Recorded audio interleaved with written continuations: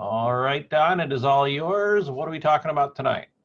Okay, everybody wants to get into beekeeping. No one wants to take a chance. I get quite a few calls. I get emails. They want to know if there's any money in getting into bees. And I try to tell people, if I'm telling you something, it just might, seem like it's prejudice or I'm building myself up. I just tell them, go to my page. I got a list of my keepers. Talk to them. I'm not standing over their head telling them what to say, what not to say. So, if you got a doubt, that's the place to go. Students are going to tell you they're either making money or they're not. You get up, go out there, work in the bee yard, you will make some money. Now, you've probably seen that I bought me some new digs in South Georgia so we can run a lot more hives and hopefully do a lot more. And what I'm going to do is I'm splitting my time 3 days training here and 3 days down there. And I've got about 6 acres there, mostly flat land. So there's going to be places where if a student's coming from out of state, they want to camp. I mean, they could go in a camp, park there. We'll have a nominal fee. Basically, it's going to cover electric and, your parking there. We're going to have, we got 2 bathrooms in the house. So we're going to have running water. The house, I'm not planning on living in it. I'm going to build a house, down there probably in the next year or 2. But mainly I got 1 large living room. We're going to get a bunch of folding chairs and it's going to be a classroom there. And I'm going to take my wax mill down there so we can do a lot of more things down there. And my daughter's going to set up a shop in there to sell a lot of bee-related items, which I don't have the time myself. I kind of refrained from that 3 or 4 years ago. We used to sell boxes. We used to make a lot of boxes. It's a time thing now. So you might want to keep that in your thoughts. If you're wanting to come down and spend a few days, don't have a place to stay, you can either bring a tent and camp that way or, pull a small camper. It saves on those motel bills. Because we get quite a few people from out of state that come stay, 3 days to a week. And from what I'm hearing, it's from $85 to about $150. So, you save that little bit of money. And if you're not a student and you want to get on our page, it's $500 for classes, buy 25 nukes, 25 packages, and, maintain the stock. You're going to have to buy a few queens every 2 to 3 years to keep your bees nice and gentle, because there's a lot of people want gentle bees. So I'm going to turn it over for questions now. If you got any questions, bee related, and you should be treating your bees right now on these warm days. So who's going to have the first questions there? Everyone's being shy so far. Yeah, they do that. Don, how far away is the new place from where you are? It's basically 2 hours. So okay. I'm actually about 5 or 6 miles north of I-20. And I guess it's about an hour and a half, 2 hours from 75 across 20. It's in a small town of Sharon. It's in Terrafello County. Is that north, south?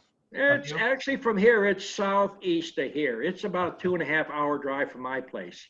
Okay. And once you get to Athens, it's all 65, 75, or whatever the thing will pull you at. I usually run 65 after I get down below Athens.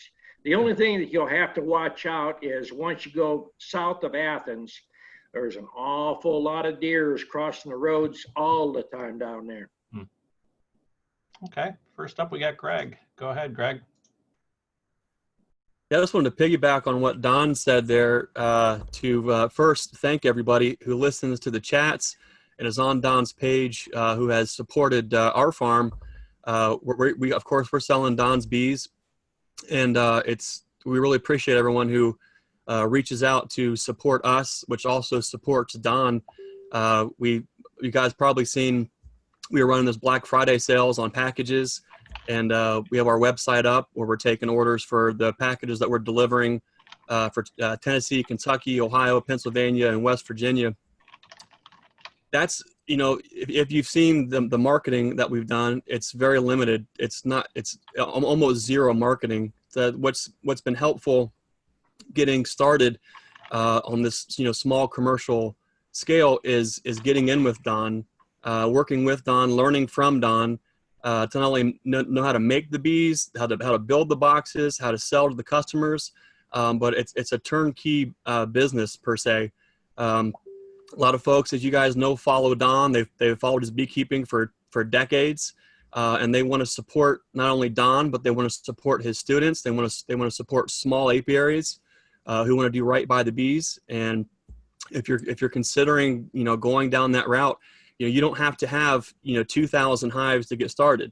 You know, you can have 50 or 100 hives and get started, get your feet wet, and start learning all those skills, business skills, how to make all those boxes and not get too overwhelmed. And, you know, the great thing about it is you always have Don as a resource, and all Don's keepers and students are also always very helpful and want to see folks do well. You know, we constantly get phone calls and texts and emails from folks asking, you know, what's it like to go to Don's? Where should they stay? And I love helping folks out to, you know, do that, because it was such an important thing for us. So if you're on the fence, you know, this coming year, you know, really think about taking advantage of the opportunities to go down there, learn from Don, you know, get a stock. It's made a huge difference for us getting started. And so I know it'll help you guys too. So I want to again say thanks to everyone who's bought packages and queens and nukes already. And we're looking forward to working with you guys the rest of the year. So thank you. Okay. All right. Get those hands up, people. One thing to think about is, you know, if you don't want to come through me and go through that way to go business, go out on your own. And then to get your customers, start calling around and find out how much it's going to cost you for advertising. The charge that we charge for the $500 for the classes, you will spend that if you want to get the same opportunity out there. You'll spend $500 minimum a month. Whereas by coming through me, I actually will send you all kinds of customers. I can only do but so much. And all my students will tell you, I have sent them many, many customers. We can only do so much. In fact, right now, if you haven't got your order in with either me or my son, we're pretty well booked up until the middle of April. And if we get cancellations, we might be able to get you some bees earlier. But I'm setting up a new yard in South Georgia, and we're setting at least 100 packages to 150 packages on that property a week for 12 weeks.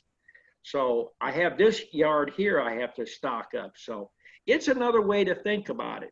You know, whenever you start a business, nobody knows you from Adam. Nobody knows if you're trustworthy. There's always that honesty thing. Well, they don't know you. But I've been around a few years, so there's not too many people that don't know me or have heard of me. And there's no one can say that there's any kind of shady dealings going on here.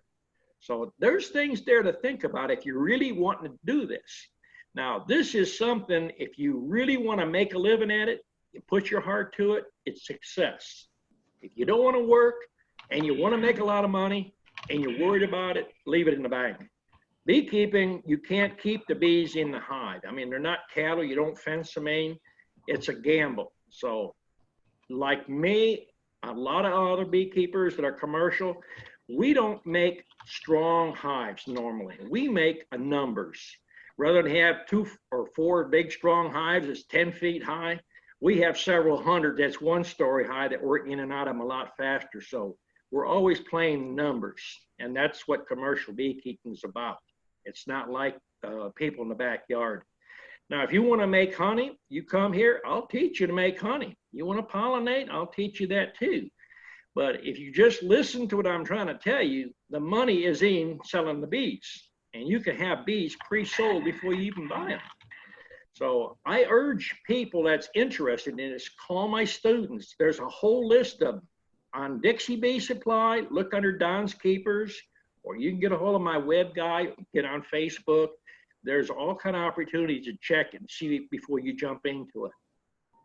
I'm sure someone's got, I want to know if KP can talk. Can Kim talk? I've been on, Kim's talked to me for, what, 4 years here, and I haven't said 2 words to him. Come on, Cam. On a whole. Hey, you surprised me. I don't know how I sit on the oak. The more I listen, the more I smoke. Okay. To answer my question, He'll be happy to know. I think in the next chat in 2 weeks, we're going to have a little costume contest going. So I know he won the one last year. yeah. So.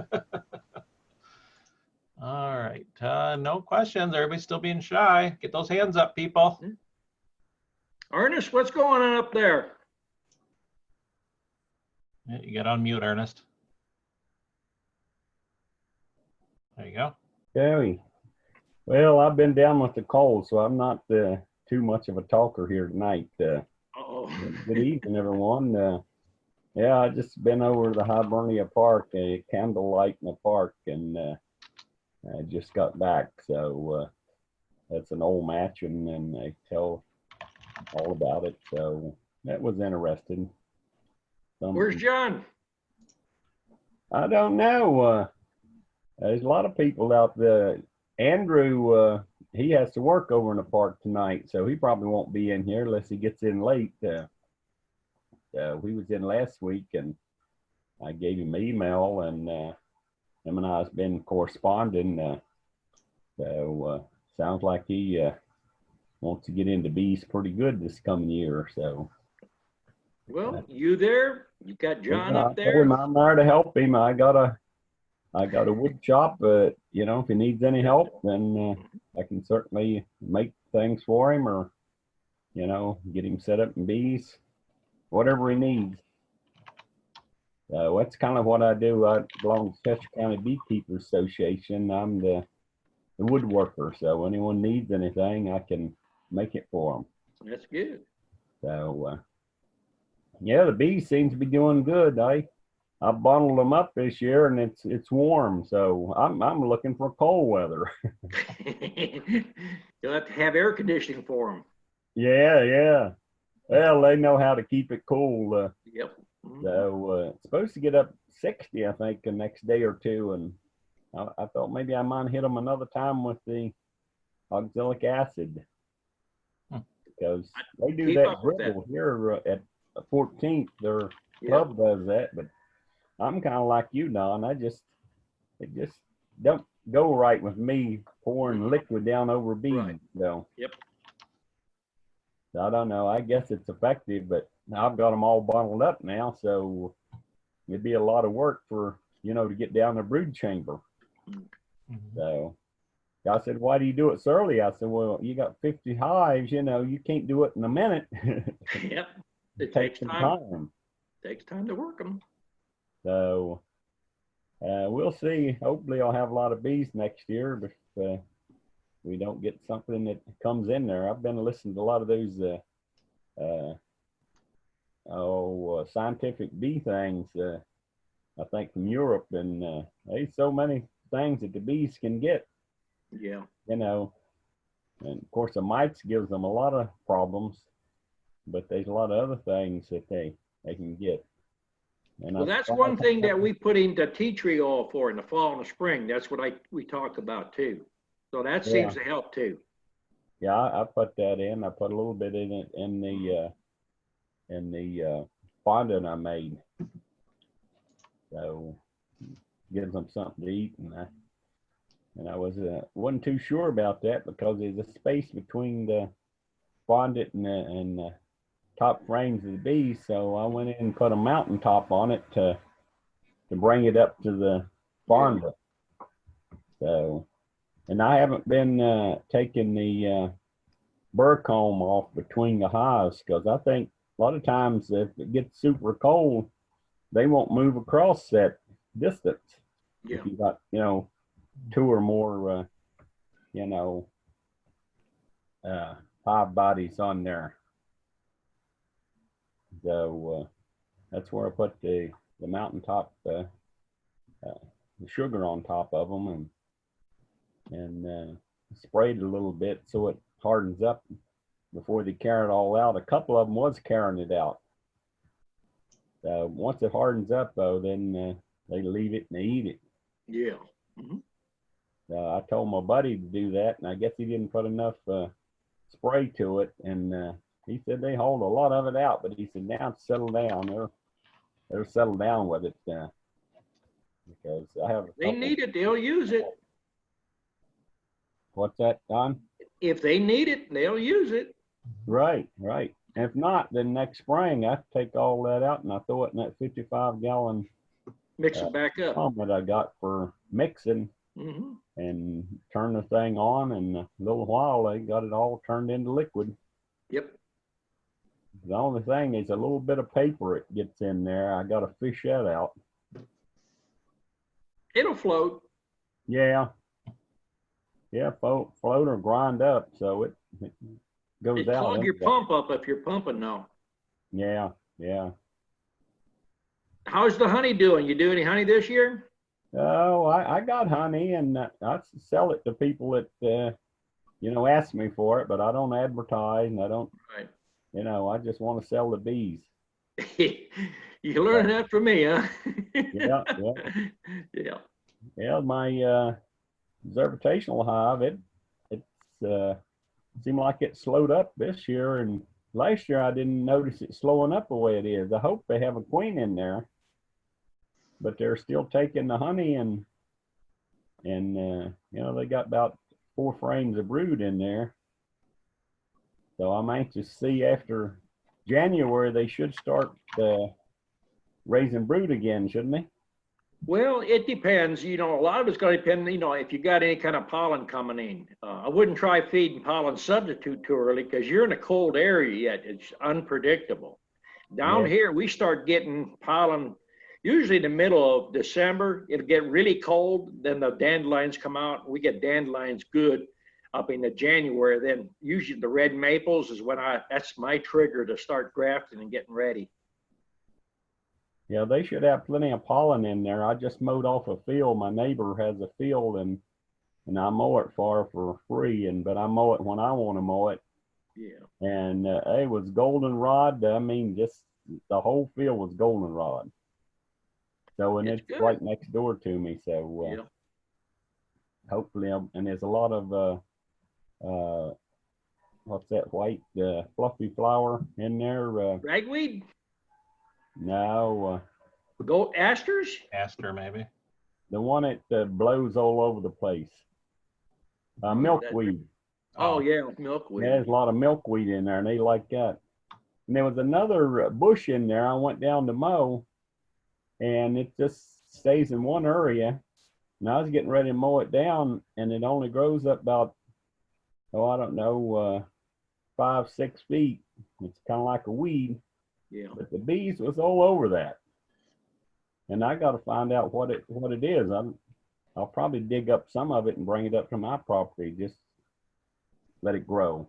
Well, there's a lot of plants out there that I don't know that, I just know a lot of the major I don't know ones. where it come from. It looked like it's still spreading a little bit. It's just in one corner of our property. Let's hope we have an early spring. We can get all this going, making honey now, we've talked about making honey down here. And even on Facebook, people bring that question up about honey and Ross rounds, that they can't make Ross rounds. Well, I've done videos. In fact, Paul's a good example. He watched the videos, got the Ross rounds, and produced nice Ross rounds. People say, can't make no money at Ross rounds. That's top dollar, fast money. You want to comment on that, Paul? Now it's time to talk about it. You could be a salesman for Ross rounds and get a commission. Well, I'll vouch for that. I mean, you buy Don's plans to put those Ross rounds in those 5-frame nukes, you're guaranteed to have some nice Ross rounds. That's all I can say. I didn't have any luck with them in the 10, I think you can get 8. Yeah. 8 in a box, but I had no luck with the bees going up there. But once I put them in those nukes, forget about it. You put that super on a nice, fully packed 5-frame nuke, you'll get some nice Ross rounds. Oh, yeah.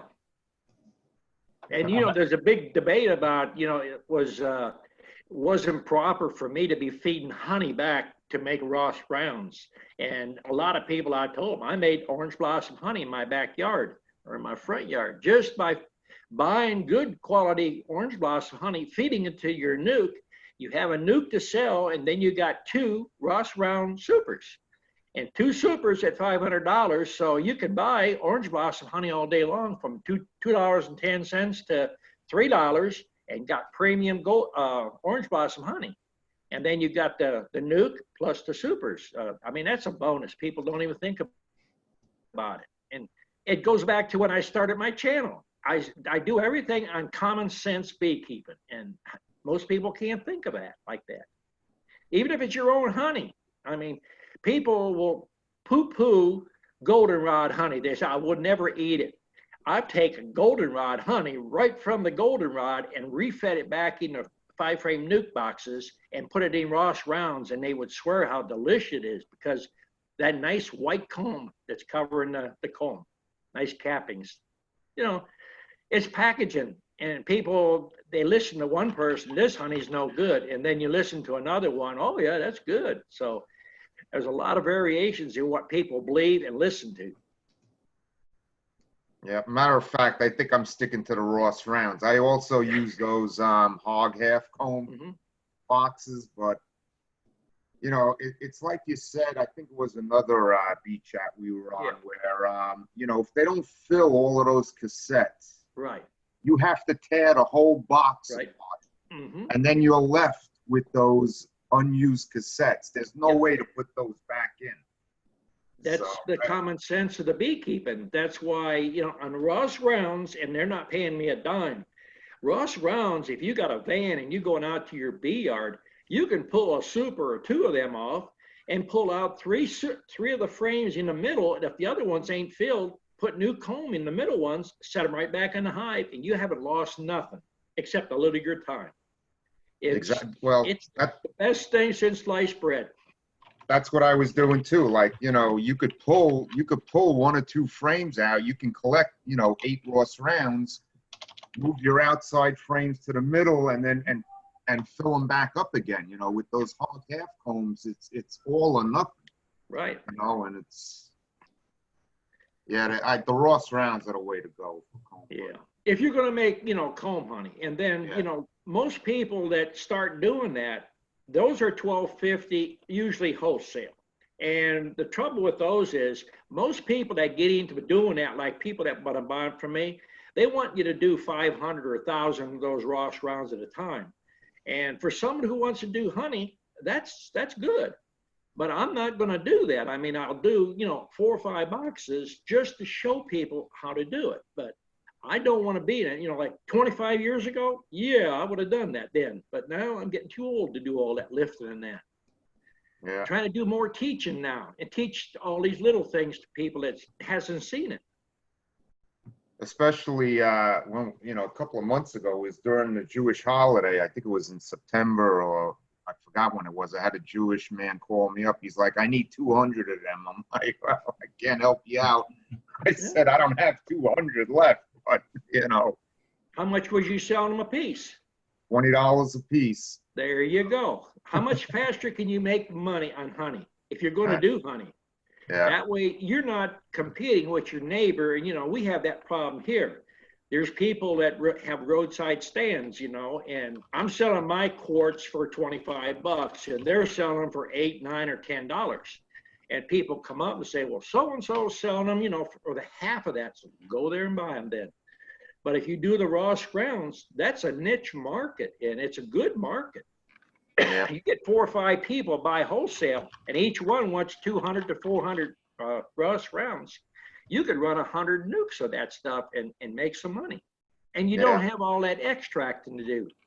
The bees package it in the hive. People don't understand that. All you do is pull the frame out, take your knife and trim around that circle, snap the lids on, push one of those pressure-sensitive labels on. They're done. Yeah. 27 cents for packaging. That's an easy harvest, I'll tell you that. How many rounds did you get off your hives, Paul? Oh, God, I don't even know. Well, I did the rounds. I probably Well, I had 5 of those supers, so I think I filled them twice over, let's say. So you get 5 frames in there, that's 20. 20 Rosses. 20 is super, yeah. Yeah. So I Nice. probably just got around 200. It's pretty good. At 20 bucks a piece. Yeah. That's rough. Very rough.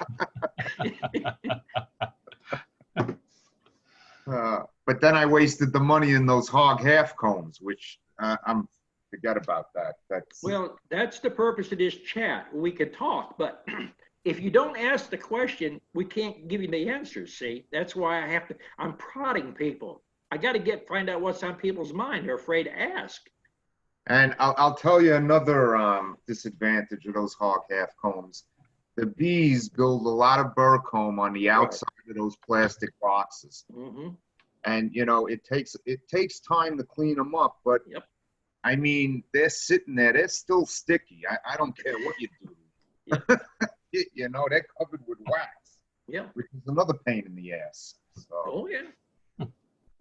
it's like you said, Don, the Ross rounds, you put your 2 covers on, you slap that label, you got a nice, clean, good looking product, and it sells itself. And it sits on the shelf and it's dry, where the hog halves bleed a little bit. Yeah. Yeah. That's the problem with them, Yeah. Nice. All right, come on. Everybody's so quiet tonight. Everybody must know everything about beekeeping. Yeah. Oh, here we go. Big Luscious is up. Go ahead.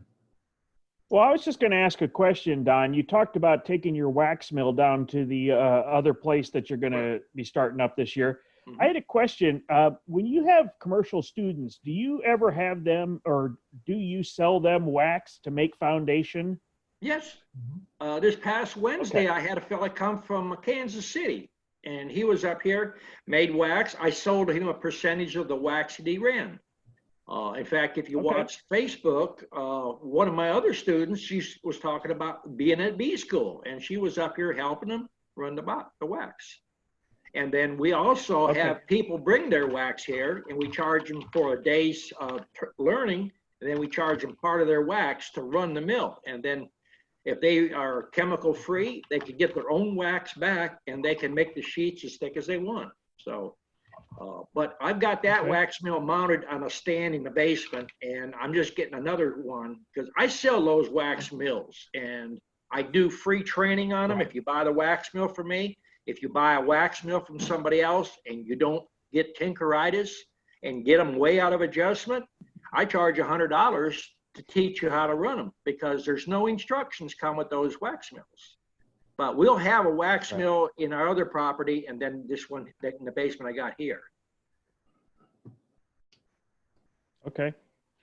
Well, I'm really excited about the fact that you're going to have a place for people to camp out down there and to come down there, because that was one of the things I always looked at coming down there is, Yeah. I hate to have a hotel room just for myself, and I don't mind camping in a tent. I did it for, 4 months last year. So, that's a really neat feature, and I think they're going to get a lot of people to take advantage of that. I think that's great. Well, I've got a couple of my students that have been here 2 or 3 years and actually bought a lot of nukes and set themselves up in business, and they've already emailed me. They want to come and camp out down there for a couple of weeks and help me get set up because they know I'm getting old and I don't walk as fast and do things as fast, but we're going to try to set up about 500 right there. And see, my son is running 2 yards down the road, about 2 miles. So in that area there, there's Okay. mostly timberland and there's no spraying down there. So they do real good. And then I've got another yard about 20 miles from that yard.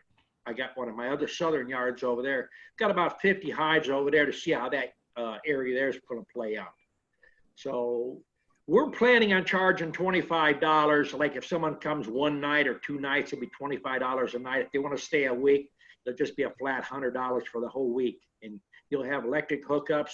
If your camper is a pop-up or something like that and you don't have a place to take a shower, there is a bathroom in there, 2 bathrooms. One's got a shower in it. So we're going to, right now we're doing a little cleaning up, remodeling, because it was like a foreclosure that I bought. So right now we've been Right. cleaning it up and getting ready, but the land's fairly level. we'll set to the right side of that property. We'll probably start way out in the back and work towards the road. That way, on the left side of the property, we could probably put at least 8 or 10 vehicles there, campers. And then it goes way back. So the people that I've had people in the past want to use tents. There's a lot of people like tents. I mean, they'd be welcome to do that too.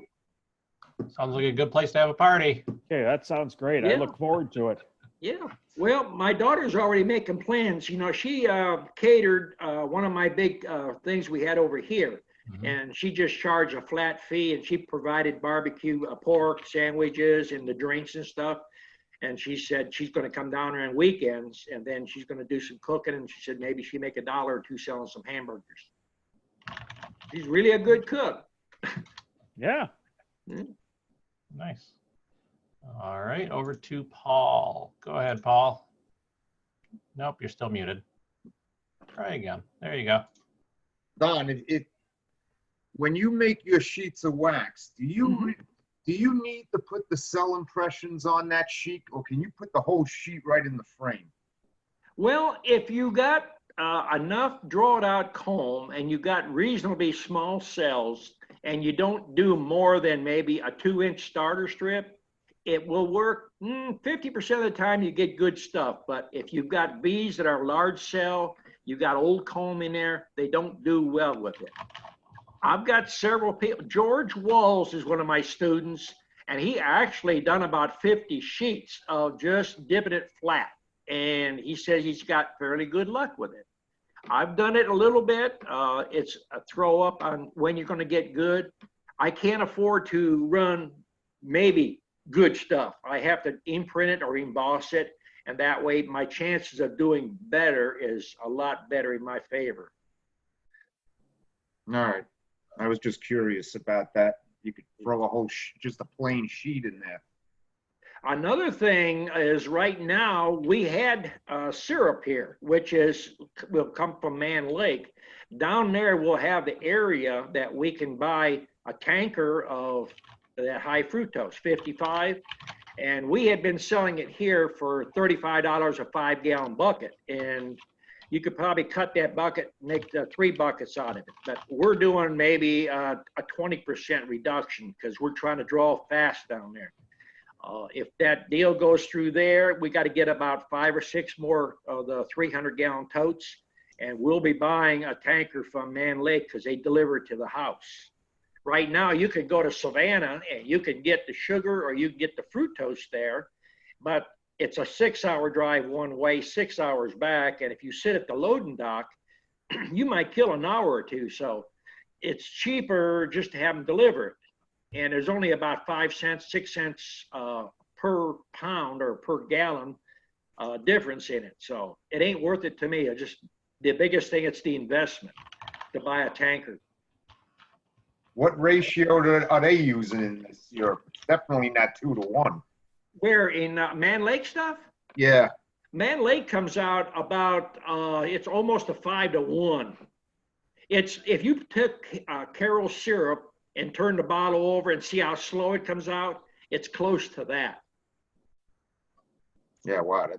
Yeah, you can cut that 3 times probably. Yeah. Like you Well, said. that's what we done the first batches we was getting. We was doing 3 or 3.5 to 1 of that.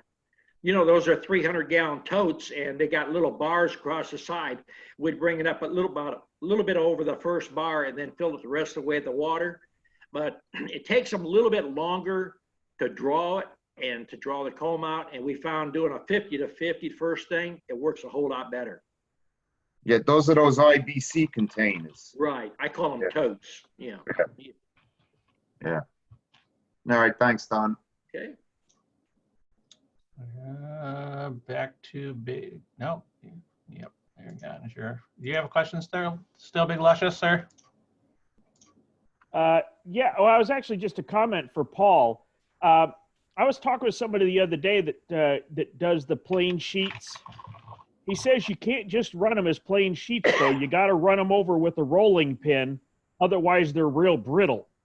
And that's part of what's going through the mill is it changes the consistency of the wax when you do the embossing that makes it more flexible.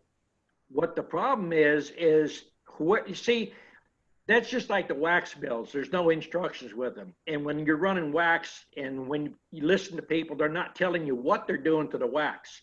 When the wax is that brittle, they brought the wax up too hot and they boil it too long. When that wax just starts to boil, you need to pull it out and put it through your strainer, because it's like metal. You temper it with heat. And if you start going through that process, it's going to get brittle.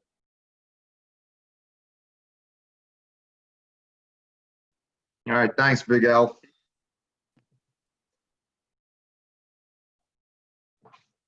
Okay, Don, you had to step out there for a minute. Does anybody else have any questions? Any hands? I don't see any hands up there. Oh, come on now. Jeff, are you there? How are your bees doing up where you're at?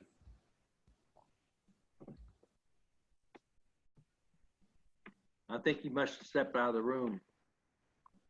Joe looks like he's got a question. I know he's looking around for someone to ask him. Come on, Joe. Let's hear them questions. I think he's watching TV. Joe, you got any questions? Joe from Connecticut, no questions? Nope. Okay, all right. How you making out, Greg? You all set for the winter? Yeah, so far so good. We got them tucked in. Oh, it's been a few weeks ago now. We've been posting some photos there on Don's page there, but we put them all together, and I've been kind of monitoring and using. There's a kind of a gimmicky way of checking in on the bees. I don't know that it's quite worth the $400 and some, but I bought a FLIR camera for my iPhone. I use it for my other business for flooring and inspection. So that my business paid for it. So if I wouldn't probably buy something like that just for bees. But when you do use that, you can kind of get a little sneak peek as to what's going on inside of the hive, or if anything is going on, and you can kind of see a big heat cluster on the inside. I tell you what I am seeing, and I've mentioned it before, what I also seen last year is that the bees, they're not sharing the common walls at all. They're always in the center of each box. Every single box, they're all pushed up right against each other. Some of them have 3 hives or 3 colonies tall.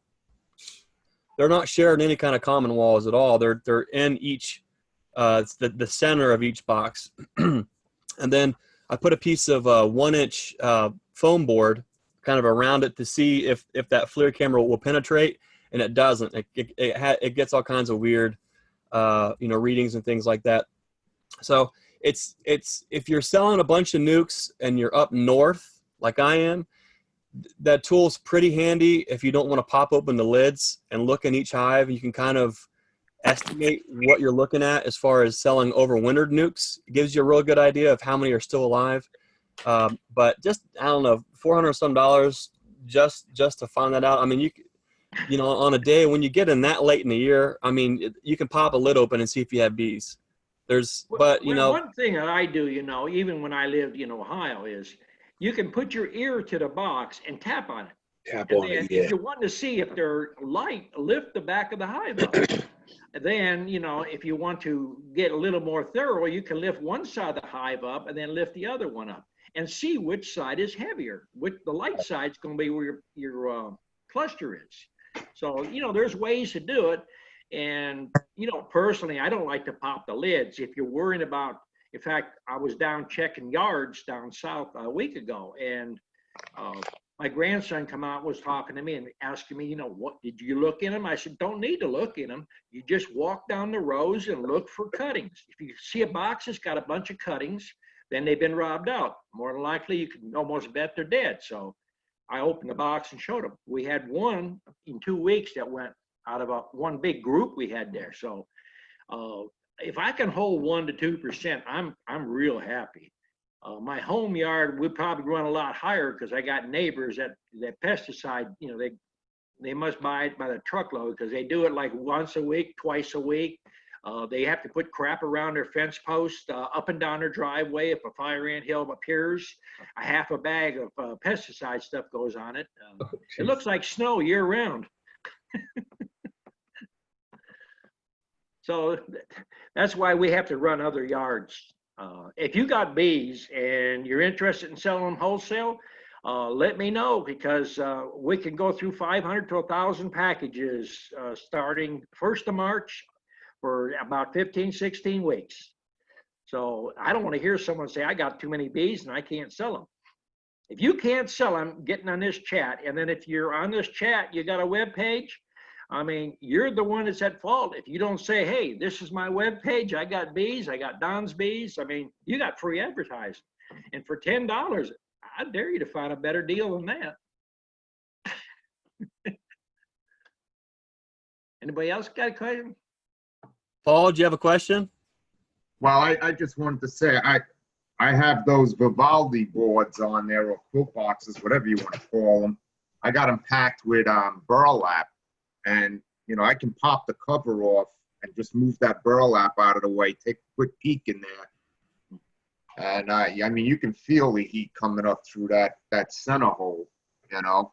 And then plus, I can pretty much see my my mountain camp feeding with the sugar I put in there, and the you know, the patties. So I must say though, they went through quite a bit already.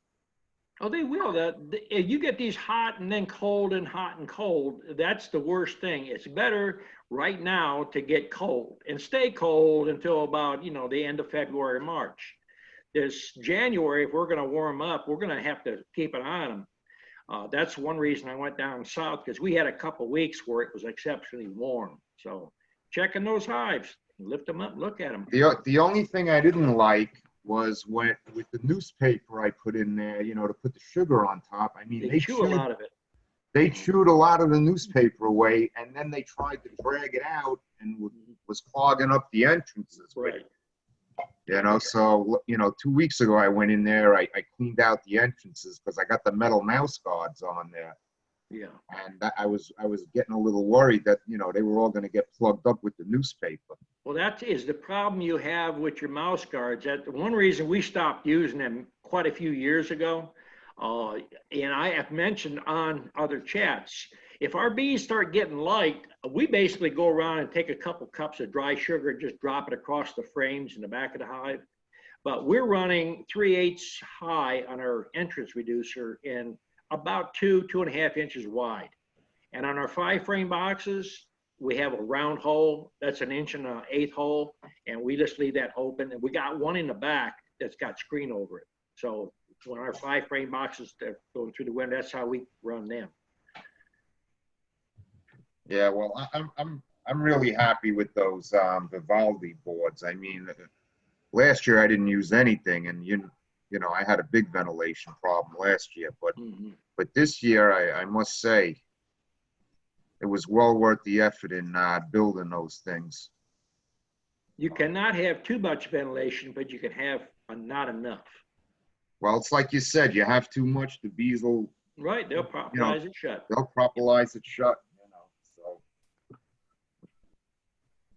But we'll see, you know, hopefully I don't have the losses I had last year. Yeah, well, it's a gamble like everything else. Yeah.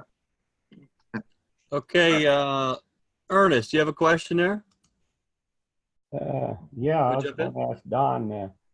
Last year I had some hives that was just overloaded with bees, and they hadn't, you know, no swarm cells yet. But could I just shake a bunch of those bees out and stop them from swarming, or stop, you know, slow that down? When are you talking about doing this? Not now. You're talking about in the spring or the summer. Right, right. Yeah. Oh, yeah.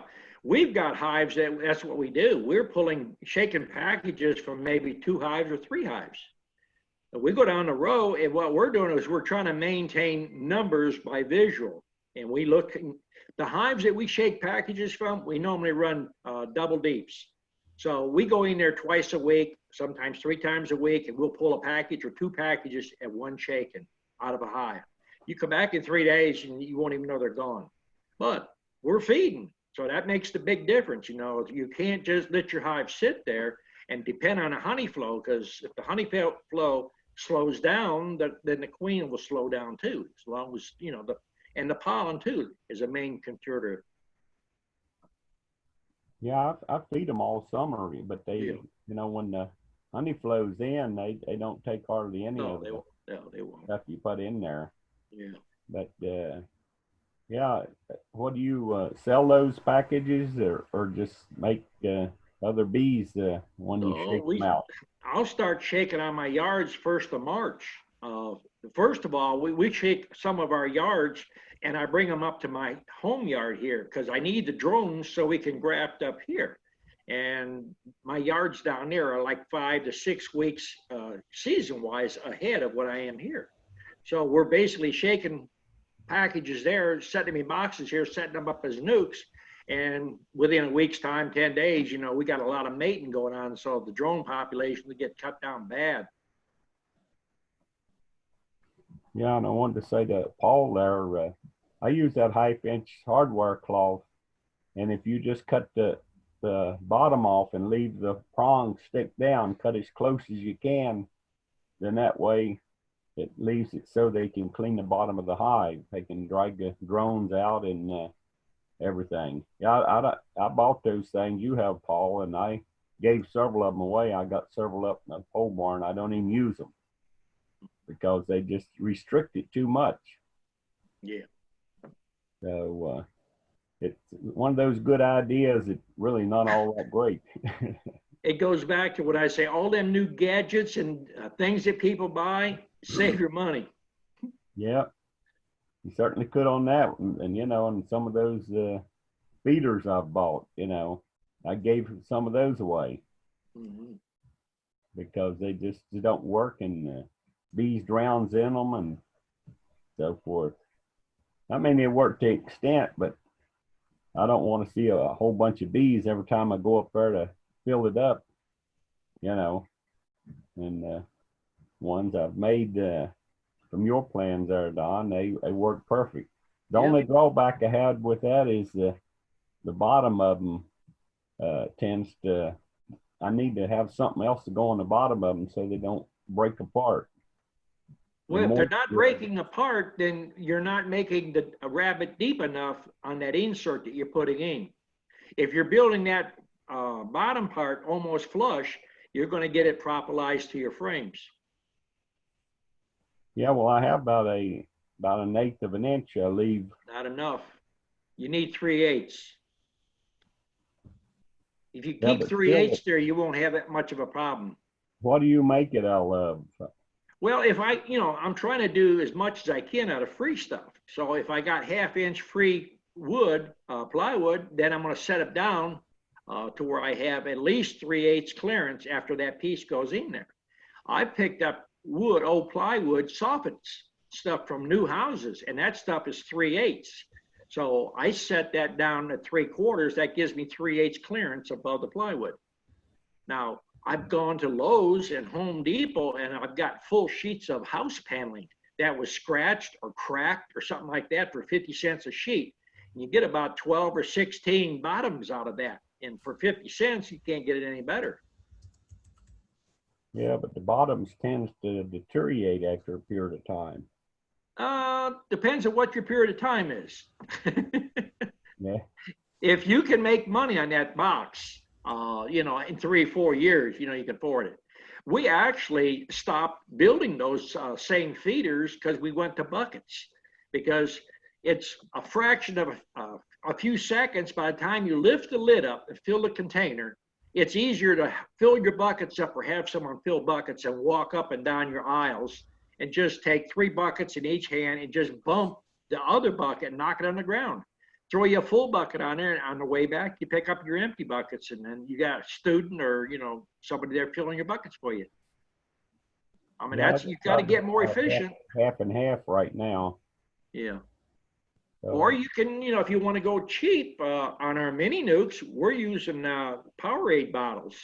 And that's another thing. You can use drink bottles, but one thing you want to take into think about is how much of some particular bottle are you going to get? If you get enough Powerade bottles, then drill all your holes to 1 5/8 inches. If you got like tea bottles or like Coca-Cola bottles or drink bottles, those I think are 3/4 or 7/8. So you don't want to keep a lot of different sizes. We're running 1 inch and 5/8 on all of our lids. That way we can use Powerade bottles, or we can use a bucket and just flip the bucket over. Commercial beekeeping is about saving a second here and a second there, not, half an hour in this one, half an hour in that. Because you run 200 hives, 300 hives at a yard, you got to get in and out in an hour or two. You can't be fooling around. Well, the high top feeders, they're fast because I go up there and I could pump it in, I can pump it in Well, quick.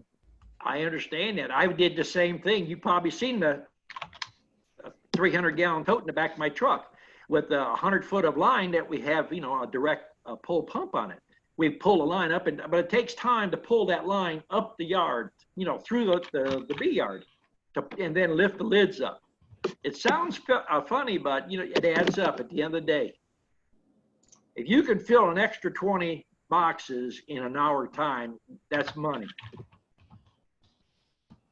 It works good. It really does. Everything works good until you get to about 200, then 500. Then when you get to 1,000, then you got to really start watching your time. When you got 5 hives or 10 hives, it's a walk in the park. You go out there and you visit with each one a half an hour and ask them how everybody's doing, and you keep on going. Yeah, I've got 50, and that's about all I can do to keep up with 50. Yeah. Well, it's a demanding thing. I got to learn how to let go of some of them. You don't want to put names on the boxes. That way you get attached to them. You got to Right. look at it as a business. Yeah, you got several other hands up now. Oh, now they're going to start talking. Now the questions are coming in. There you go. They always wait till the last couple of minutes. Uh, All right, over to Brandon. Go ahead, Brandon. What's up, y'all? I got my drone comb that you told me to get last time. And I guess ask what time of year when I start putting that in? What percent? How many frames per hive? Or you don't even do anything with my wood? you're asking, is this the time of the year to put drone combing? No, I know it's not the time. No. What time would be? The best time to put it is when a good honey flow's on, and where do you live at? Tennessee. I probably wouldn't put drone combing until at least probably the middle of April, Got you. the 1st of April. It just depends how the weather warms up, because you want to get all your worker stuff drawn out first. And I wouldn't worry about drone comb unless you're going to do a lot of grafting. All right. I got you. Yeah. I got you. See, when we graft, we're putting them in 5-frame boxes, and we're running 45 cells to a frame, and we run 2 frames. That's 90. So in a 5-frame box, we put 2 frames in there that's going to have 90 cells on. And if we can get 80, we're happy. Springtime, you're going to get more. All right. So we're setting up 10 boxes like that. That way you can rotate them out every 3 days. And that way you'll have a 900 queens available weekly. I just need to get down to you basically as soon as I possibly can. Yeah, you can watch the videos. You can watch a lot of stuff here, but until you put your hands on it, and then I show you how you hold your hands and everything else. It seems silly, but there's a lot of this touch and feel of this beekeeping stuff that people don't get that feel watching the video. Right. Yeah. I'm going to just have to get down there. That's my next plan. Find you somebody close to you. Maybe they can let you work their hives a little bit and get the feel, I mean, you got to get working those bees with your hands. That's right. All right. Thank you, Don. Okay. Don's like a Catholic school nun where he should have the ruler so you can slap your hands when you're doing something wrong, because he'll correct you. Good. That's what I'll do. Good to get those bad habits taken care of right away. Trust me. Right. I appreciate that. All right. Well, it's a lot of little things people don't understand. If you kept these a year, say 5 years even, you're doing things that I can spot that's going to slow you down. You might think you're doing good, but in the long run, it's going to help you by correcting when you're earlier. And he warms those hive top feeders pretty good too. Yep. All right, over to Patricia. Go ahead, Pat. Hi, everybody. Hey, Don. I see in your bee yard and most of your students' bee yards that I've seen pictures of, everybody's got bricks on their lids. Can you explain what they mean and why you do that? What kind of brick? What is that for? Yeah, we use that brick system. I call it a brick system because you got to know what is in your bee yard. I've had people come here that are high tech and tell me about there's different programs you can get, and they spend more time standing there with their smartphone punching. Where I can stand at the edge of my yard and I can look across my bee yard and I can tell you exactly how many queens I got, how many nukes is there.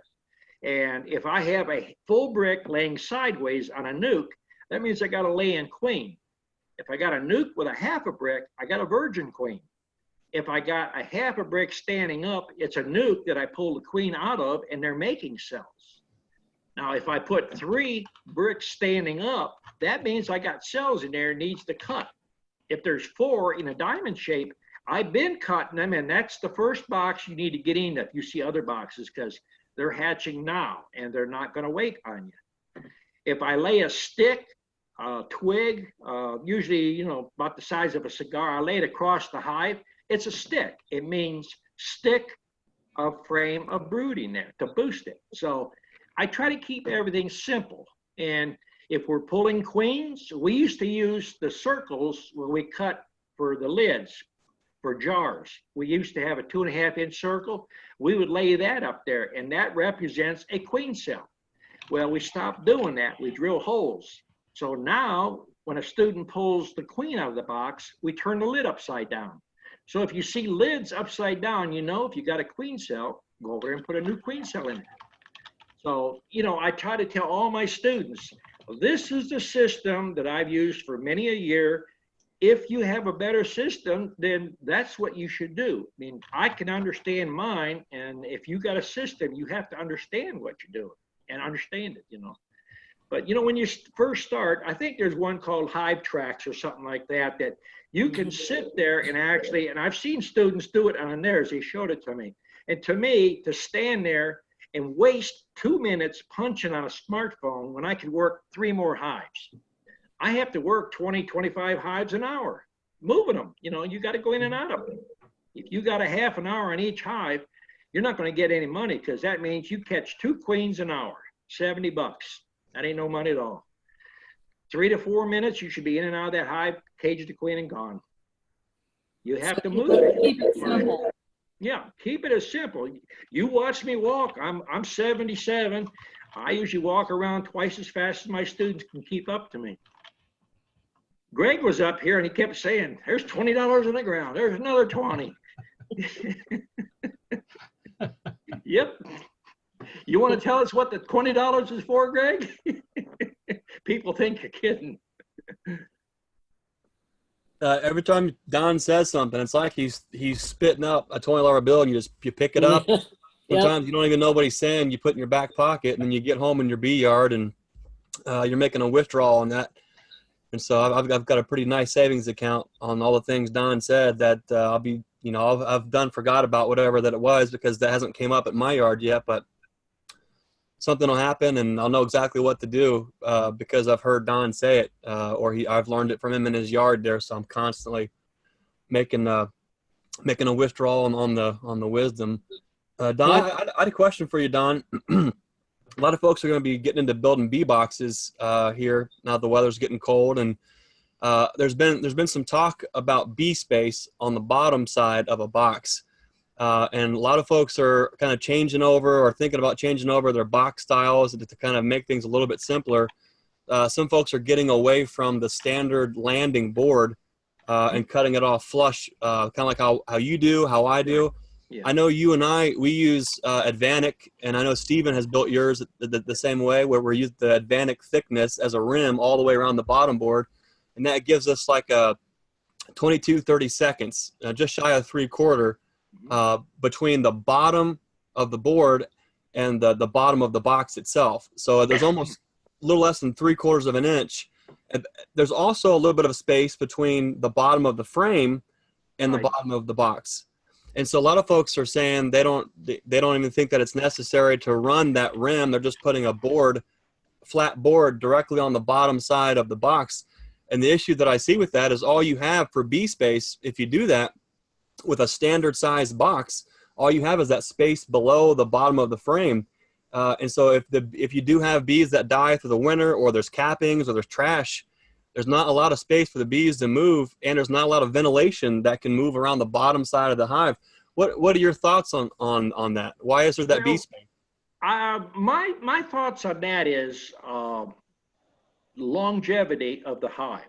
So when I build my boxes, I'm building 9 7/8 high from the height. Now I'm making my frame rest 3/4 of an inch deep.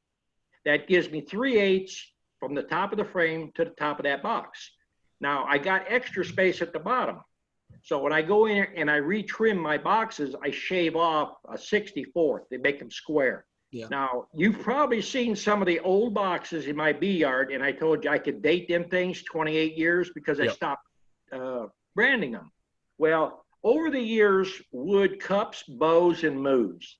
So, and if you've got a hive tool, you've been in there and you've been rough and you got all these jagged edges, you can lay that thing against your fence on your sawmill or your saw, and you can barely shave it, and you can true it up and smooth it out. The same thing with the bottom. So on some of those boxes out there that I made 28 years ago, they might have been trimmed a dozen times. Now, the bee supply house makes them 9 5/8. So they got a 5/8 frame rest. So if you booger that top up, you barely could shave it. Then now you have lost clearance between frames, and you lost amount of years you can use it. Same thing with the height. They have very little clearance on the bottom of the frame to the bottom of that box. So, you know, in all the years that I've done things, when I tell people stuff, it's tried and true over many years, what works, what don't work, and where saves money and where you lose money. And I like my frame rest a lot deeper because if you got a 5/8 frame rest there, and then people like to put an insert in there, a metal insert, that cuts your space down now. So if you have a box or a super that you set on top of it and it's barely got enough clearance, the queen comes across the top of that frame and you set that super on there, you done killed a queen. So these are the little things that I picked up and practiced now over the years. And I try to pass everything on to other people to save you time and money. And no matter which way you've been doing your boxes, you always have, it seems like, that 3/4 of an inch below 4.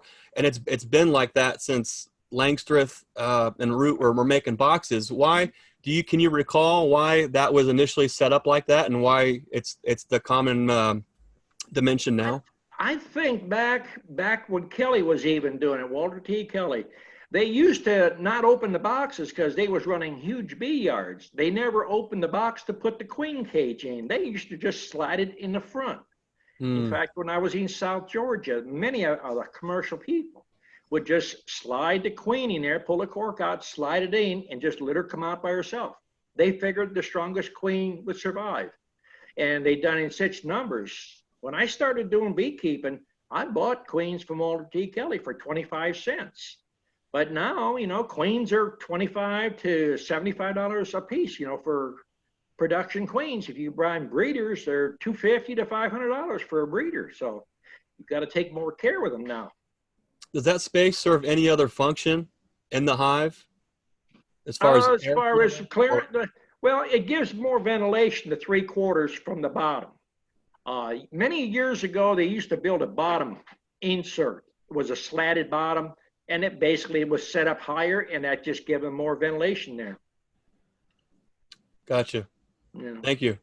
You got to do a lot of things. A lot of stuff you see people do, you could try it, do 1 or 2, you know, and see if it's going to work for you. And keep your boxes standard. I mean, I'm hearing a lot of people like to run 2-frame, 3-frame nukes. If you want to run 2-frame nukes, take a standard 5-frame nuke, put a slot down the middle. Now you got 2-frame nukes, and use political signs in the middle or paneling. And for some reason, if you don't want to use that anymore, you pull that piece out, you got a standard 5-frame box. Put a screen over the back entrance. Now you got a box that's usable. 2-frame nuke, there's a lot of people that's getting on there. They're doing these a lot of things they see on the internet. In windy days, they blow over on you. Okay, over to Ernest, it looks like. Go ahead, Ernest. Yeah, I had another thought on those bottom boards. Mhm. They always use a 3/4, and you never see them use the 3/8. And the 3/4, the bees builds these little ladders so they can get up to the frames, and you always got to scrape that off. Now we don't have to use the oxalic acid thing. We got the Provac now. Right.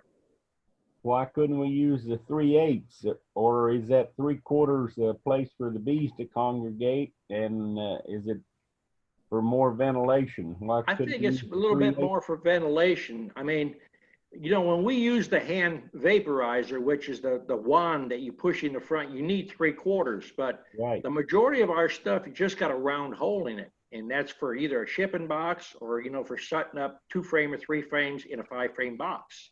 It's built for speed. It's built for protection of the hive too.